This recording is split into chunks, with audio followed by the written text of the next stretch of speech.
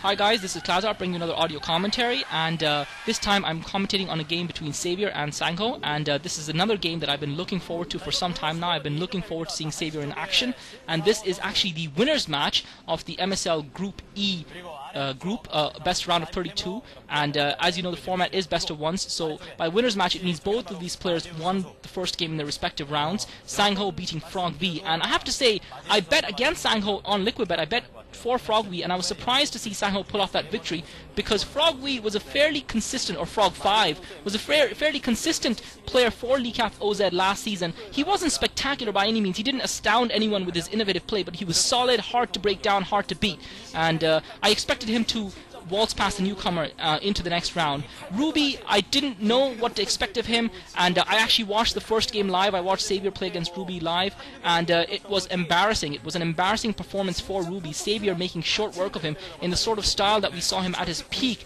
Effortless dominance, really, and Ruby didn't have a chance in hell, and I chose actually not to commentate on that match because I thought it was quite a pathetic performance and quite a pathetic contest. Xavier just brushing aside his opponent as if he was someone from the lower leagues, not belonging in the pro leagues, and I think a hearty welcome to Ruby delivered by Xavier. Welcome to the MSL, Ruby, was Xavier's point to him in that matchup. So I'm hoping this will be a more even contest, considering this is the winners group, and that's why I've picked this match to commentate on. I have not seen this match before, so it's important to stress that. I stopped watching the live match after that first game because it was quite laggy for me, unfortunately, on SH.org on that occasion. But Xavier, interestingly enough, you can see the divergence in strategy there. Xavier's gone for the spawning pool and the extractor straight up, so Xavier either going for some kind of fast tech build excuse me, and you know, that strategy is interesting to me for two reasons. Firstly, I did comment in my game on Ubi versus Bisu that I was interested to see how Zerg players would cope with this map, and how the positioning of that expansion, A, being a little bit far away from the main and also being so easily accessible from a couple of different routes, would mean for the Zerg players' ability to fast expand and to hold that expansion. It looks like Xavier has taken that into account and has gone for this expansion, has gone not to expand and gone for this tech move straight up, and the fact that he's mining gas straight away suggests to me that he's going to be upgrading those speedlings straight up. Either that or he's going to go for a very fast layer. Either way, Sangho's got to be aware of this, and Sangho, interestingly enough, put up that pylon straight up, so it looked like he was fast when he got that forge up, and he's now planted 2 photon cannons down, so Sangho was looking to fast expand. Xavier probably expected that, I would say, and that's why he's gone for this build, and it's going to be interesting to see how this plays out. Xavier's got his first group of Zerglings out. I don't think they're going to get down before those 2 photon cannons come up, and those Zerglings wasting precious time chasing that probe around Xavier's main.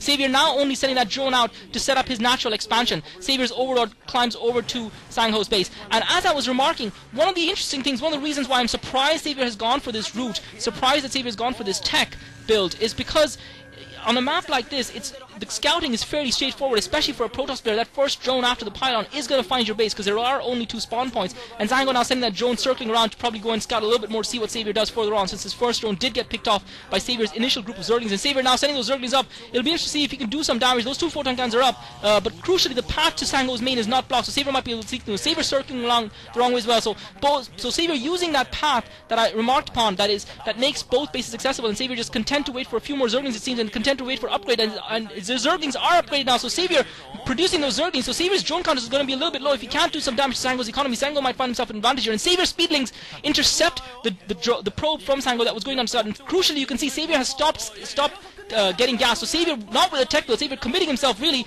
and Sangho anticipating that, seeing those speedlings, has brought, so Xavier's strategy has been revealed to Sangho. Sangho with that extra probe, and Xavier coming in with the Zerglings. One of the photon cannons definitely is going to get taken down. I'm not sure if he has enough. Sangho's building more, so this is the crucial point. Sangho's building more photon cannons. Xavier stops attacking the photon cannons, sneaks through with about 3 Zerglings, but what's he going to be able to do to Sangho's economy? Sangho bunches up the probe straight away. He's still got about half his probes, but crucially, because Sangho's been pumping probes, and he's now got that second Nexus up as well, it's not going to bother him too much, and Sangho pulls his probes back, so Sangho feels that he's done enough to ward off Xavier's attack. Sangho's got another 2 photon cannons up, he's got the Nexus building, he's got a gateway up, and that photon cannon almost, like that photon cannon, it could be crucial, but the photon cannon just about survives with a sliver of health.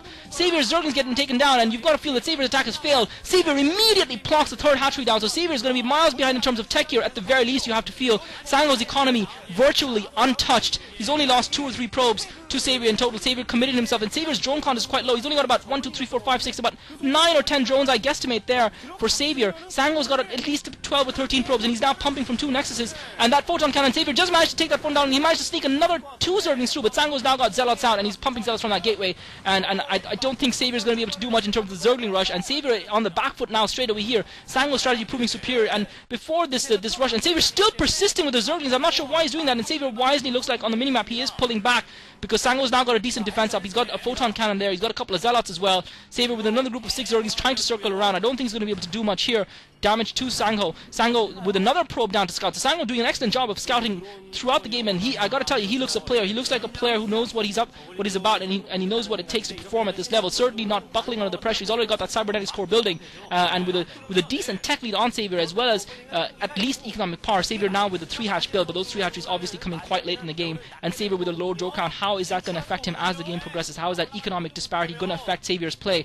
Excuse me, and I have to say, it surprised me very much, Savior going for that strategy versus Sangho, because of the ease of scouting on this map. Sangho with the probe, I think the crucial point, obviously early on, in terms of the way the game has played out thus far, was Sangho sending that second probe around, circling around to get that second scout in, because that probe is the one that saw the speedlings from Savior, and had it not been for that probe, because remember, Savior killed the first probe off before getting his speed upgrade completed, and if that second probe had not seen those Zerglings, those speedlings, then Sangho might not have had his probes in time to help defense of his Photon Cannons, and his defense might very well have succumbed to Saviour's attack. As it is, Sangho survives, and he's forced it into a mid-late game, where surely his good early start is going to give him an advantage in the game. Savior, you can see, being forced to build a lot of drones, trying to get this drone count up to be at a competitive level. He started up his lair tech as well, and interesting enough, he started another expansion at the 9 o'clock position. So Savior really going all out to try and claw his way back into this game, to try and find a way back into this game. Savior putting up that Heartless Den, seeing that Stargate going up for Sangho with his Overlord over Sangho's main,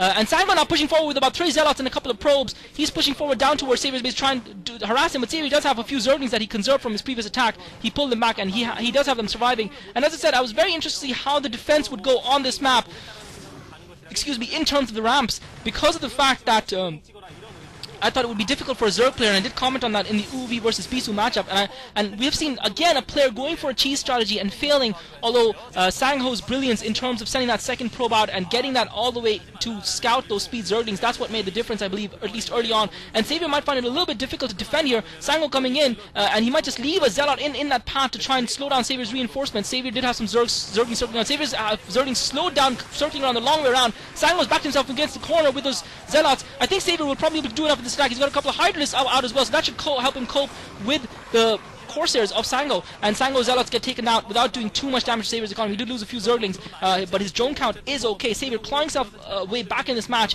but it'll be crucial to see what Sangho does. I saw Sangho put up a Citadel of Adon as well, I believe, and yes, the Citadel is up, so it'll be interesting, and he's got a Templar Archives coming up as well, so I think Saviour's got a decent defense in terms of being able to cope with the Dark Templar. The crucial thing will be whether Sangho spots that 9 o'clock expansion and goes for it, because I think Saviour's going to have a hard time, and you can see Savior has got nothing in terms of Overlords on the 9 o'clock expansion as well as at his main, and if those Corsairs, and another Overlord getting taken out, so this is going to slow Savior's unit production as well. And so if the Dark Templar can get down there, and Sangho has got building a couple of gateways, the only thing that might slow him down is I think he only has one. Okay, he has got 2 gateways, so both those 2 gateways will be producing Dark Templar. Savior sending those Heartless to try and intercept those Corsairs, try and slow them down, but crucially, he's got nothing in terms of defense over the 9 o'clock base and his main. If Sangho can get through with the Dark Templar, Savior will be in huge trouble. Savior building another hatchery, Savior really going all out. Sangho with the Corsair, luckily for Savior, has still not, I believe, detected. I'd love to see the first person view. Sangho's Corsair is now heading up towards that 9 o'clock expansion. If he finds his 9 o'clock expansion, I'm sure, positive, virtually certain that the Dark Templar will be heading for that expansion. Savior sent a couple of Hydralisks up to that to try and block that path, but the Dark Templar are out now. Savior's got to see the movement, the distortion in movement with those Dark Templar. He's got to be aware, and he's now got a couple of Hydralisks at that expansion at the 9 o'clock base. That larva has surely got to be an Overlord for Savior to survive, but the question is whether Savior is going to have enough to defend all 3 bases. I think Savior might find himself a little bit stretched here, trying to come back into this game economically, trying to come back, and Savior's sent about 5 or 6 Hydralisks, so that's certainly going to be enough if he can get that Overlord up in time. Those 2 Dark Templars shouldn't do too much damage, but it's all going to be about timing. Sangho's going to try and bring his Corsairs in and try and take that Overlord down. The Overlord still hasn't popped. The Overlord pops! Perfect timing by Savior! The Overlord pops! The Dark Templar are turned away! The Dark Templar are turned away. The Dark Templar are scared away. Savior, I don't know how he's managed it, but he's managed to have just the right amount of units and in exactly the right proportion at the perfect time to thwart this attack by Sangho. But Sangho certainly will now be able to pressure Savior somewhat. You've got a feel for him though, because he hasn't really profited, although Saviour's own attack on Sangho didn't turn out too well. Sangho himself hasn't profited too much from this Dark Templar rush, and those two Dark Templar are proving ineffective. Saviour showing how to defend, showing how to play on this map thus far. You've got to feel that if perhaps Sangho had gone for a more tech-friendly build earlier on in the game, it might have proved to be a different game.